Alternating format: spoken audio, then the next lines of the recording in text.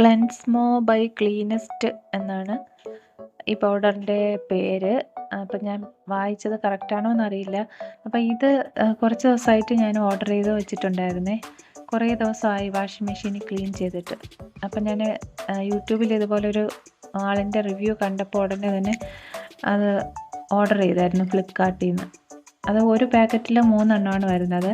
അതിൽ ഒരു packet powder ഡ്രമ്മിനകത്തേക്ക് ഇട്ടിട്ട് മിക്സിയിലിട്ട് വാഷ് ചെയ്യാനിട്ടിട്ടു.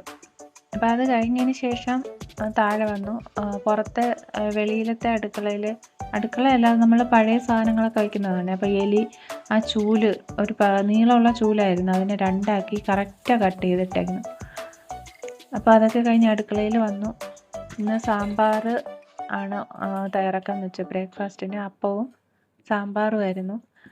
അപ്പോൾ അപ്പത്തിൻ്റെ മാവ് രാവിലെ ഞാൻ എഴുന്നേറ്റ സമയത്ത് അത് പുളിച്ച് പൊങ്ങി പുറത്ത് കളഞ്ഞായിരുന്നു കുറച്ച്. പിന്നെ ഞാനതൊക്കെ ക്ലീൻ ചെയ്തെടുത്തു.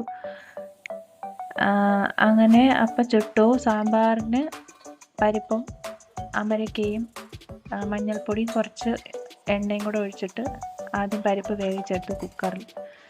എന്നിട്ട് ആ കുക്കറിൽ തന്നെ ചോറ് വയ്ക്കാമെന്ന് വിചാരിച്ചു. അപ്പോൾ പരിപ്പും അമരക്കയൊക്കെ വേറൊരു പാത്രത്തിലേക്ക് ആക്കിയിട്ട് കഷ്ണം അല്ലാതെ വേവിച്ചെടുക്കുകയാണ് ചെയ്തത്.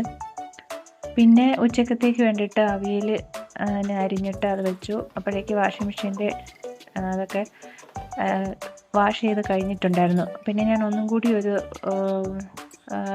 റിൻസ് ആൻഡ് വാഷ് ഉണ്ടല്ലോ, അതിലിട്ടു.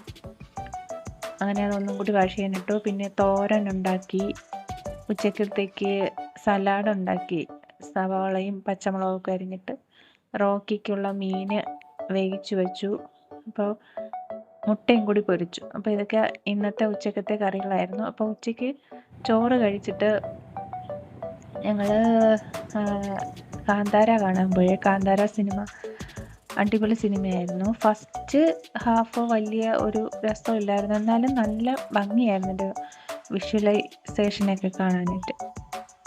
സെക്കൻഡ് ഹാഫ് അടിപൊളിയായിരുന്നു, തകർത്തു. അപ്പോൾ അതിൻ്റെ ബാക്ക്ഗ്രൗണ്ട് മ്യൂസിക്കും അതൊക്കെ നല്ല രസമായിരുന്നു. പിന്നെ വന്നിട്ട് വൈകുന്നേരം രാത്രിയിൽ പിള്ളേർക്ക് നൂഡിൽസ് ഉണ്ടാക്കി കൊടുത്തു. ഞാനും ഒരിച്ചിരി നൂഡിൽസ് ഞാനും കഴിച്ചു. എനിക്ക് ഭയങ്കര ഇഷ്ടമാണ് നൂഡിൽസ്. അപ്പോൾ ഇതൊക്കെയായിരുന്നു ഇന്നത്തെ വിശേഷങ്ങൾ.